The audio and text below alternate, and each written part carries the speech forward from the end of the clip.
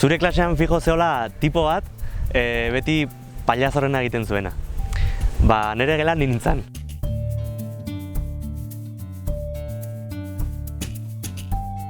Bueno, gutxi gora bera esan zagun, guduaren koltsultan Mugaz biztaldeko biztanlei eta arima galduei kontu pendienteak konpontzeko laguntzen ibiliko naizela ni lanean.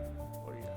Eta ni nagoa hilda, eta nire senarrekin nintzen, zein noin dela hilabete hilda, eta nahi dut behakin nintzen, bai.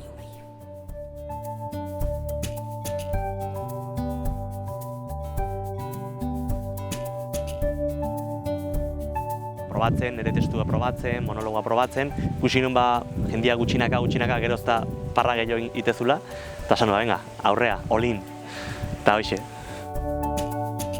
Gogorra da, jendiak uste dudala ez da improvisatuta, bale? Osea, nik askotan improvisatzen dut, baino nik badakit ze puntutatik pasa behar deten, o ze txistetatik pasa behar deten monologoa aurrera ateratzeko.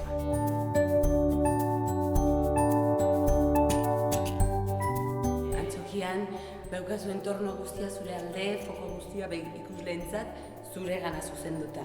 Eta kalian, zuk erakarri behar dituzu. Zer ez dago dena da, dispertsioa dena da, orduan, kriston energia, kriston alaitasuna mundia inberda. Bai.